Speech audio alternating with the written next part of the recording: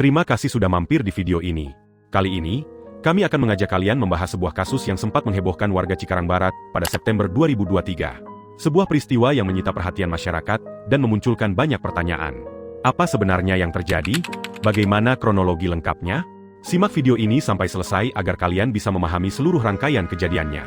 Malam itu, suara tangisan dua balita terdengar dari sebuah rumah kontrakan di Cikarang Barat. Tetangga mengira itu hanyalah tangisan anak kecil seperti biasanya. Tak ada yang tahu, di dalam rumah itu, seorang ibu muda sudah tidak bernyawa. Dan kedua anaknya, menghabiskan malam bersama sang ibu. Inilah kisah tragis MS dan Nando Kusumawardhana. Sebuah kisah tentang rumah tangga yang perlahan hancur oleh tekanan hidup, kekerasan, dan penyesalan yang datang terlambat. Semoga peristiwa ini menjadi pelajaran bagi kita semua.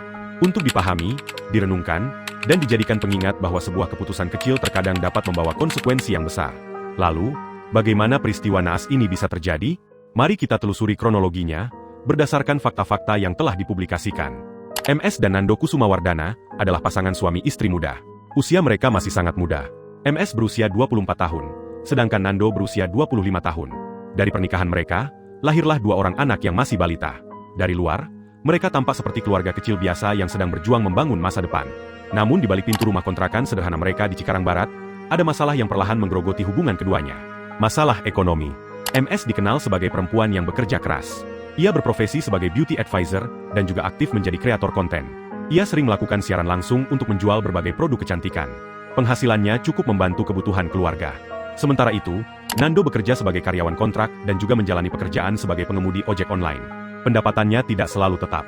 Perbedaan kondisi ekonomi inilah yang perlahan menjadi sumber tekanan dalam rumah tangga mereka.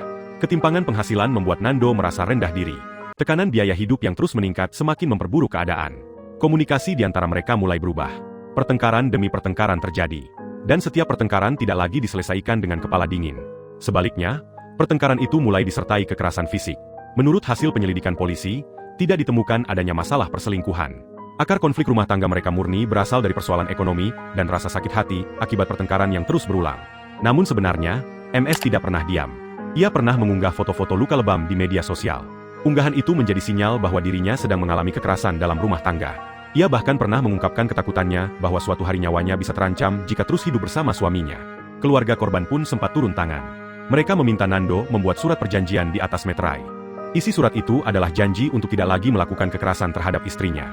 Tetapi kenyataan berkata lain. Pada Agustus 2023, sebulan sebelum tragedi terjadi, MS memberanikan diri melapor ke Polres Metro Bekasi. Ia bahkan sudah mengantongi hasil visum yang menunjukkan adanya kekerasan yang dialaminya. Namun di tengah proses hukum, MS memilih untuk kembali rujuk. Ia kembali tinggal bersama suaminya. Kemungkinan besar, keputusan itu diambil demi mempertahankan keluarga dan kedua anak mereka. Sayangnya, keputusan tersebut justru menjadi awal dari tragedi yang lebih besar. Kamis malam, tanggal 7 September 2023, sekitar pukul 22 waktu Indonesia Barat. Di rumah kontrakan mereka di Cikarang Barat, pertengkaran kembali terjadi. Penyebabnya masih sama, masalah ekonomi. Pertengkaran itu semakin memanas. Nando mengaku merasa sakit hati dan terpojok oleh perkataan istrinya. Emosi yang sudah lama terpendam akhirnya meledak. Ia menepuk wajah MS dengan keras. Setelah itu, ia menjepit rambut istrinya, lalu menjeretnya ke arah dapur. Di tempat itulah semuanya berubah menjadi tragedi. Dengan tangan kirinya menahan tubuh sang istri, tangan kanannya meraih sebilah dapur yang berada di dekatnya. Kemudian, secara spontan, ia menjepit leher istrinya. Luka itu merenggut nyawa MS.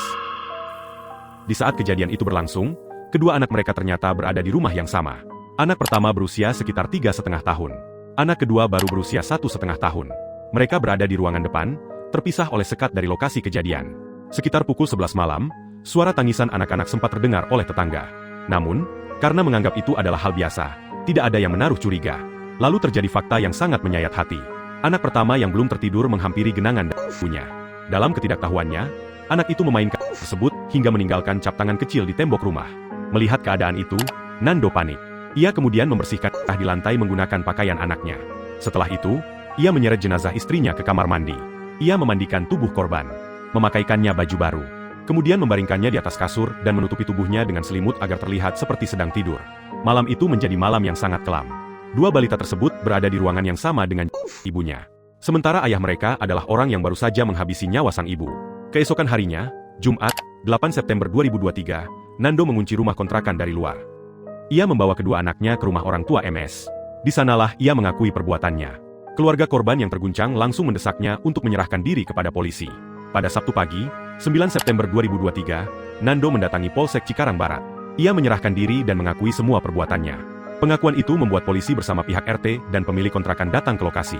Pintu rumah kemudian dibuka. Dan di dalamnya, mereka menemukan jenazah MS terbaring kaku di atas kasur, tertutup selimut.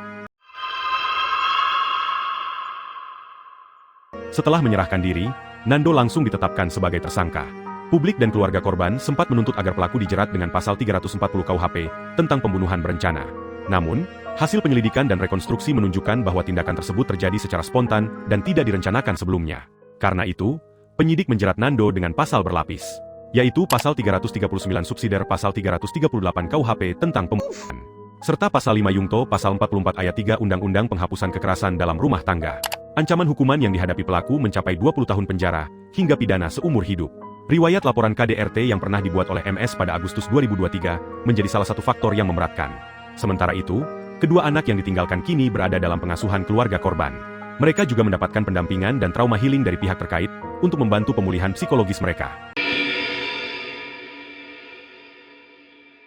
Tragedi ini bukan sekadar kisah kriminal. Ini adalah pengingat bahwa kekerasan dalam rumah tangga tidak boleh dianggap sebagai masalah sepele. Karena ketika kekerasan terus berulang, rumah yang seharusnya menjadi tempat paling aman bisa berubah menjadi tempat paling berbahaya. Dan pada malam di Cikarang Barat itu, dua anak kecil kehilangan ibunya. Sementara seorang suami kehilangan keluarganya, karena satu ledakan emosi yang tidak bisa lagi ditarik kembali. Peristiwa ini meninggalkan duka yang begitu mendalam, bagi keluarga korban dan masyarakat sekitar. Semoga kejadian seperti ini menjadi pelajaran dan pengingat bagi kita semua. Apapun masalah yang dihadapi, jangan pernah memilih jalan yang menghilangkan nyawa seseorang. Mari kita doakan semoga korban mendapatkan tempat terbaik di sisinya, dan keluarga yang ditinggalkan diberi kekuatan serta ketabahan. Di balik setiap tragedi, selalu ada pelajaran tentang emosi yang tidak terkendali, keputusan yang diambil dalam sesaat, dan luka yang dibiarkan tanpa penyelesaian. Semoga kisah ini mengingatkan kita bahwa setiap ucapan, setiap tindakan, dan setiap keputusan memiliki konsekuensi. Karena satu tindakan yang salah dapat menghancurkan banyak kehidupan, bukan hanya kehidupan korban, tetapi juga pelaku dan orang-orang di sekeliling mereka. Jagalah diri, bijaklah dalam bersikap, dan selalu berhati-hati dalam menghadapi setiap persoalan. Jika ada kasus yang ingin kalian bahas selanjutnya, silakan tuliskan di kolom komentar. Terima kasih sudah menonton. Sampai jumpa di video berikutnya.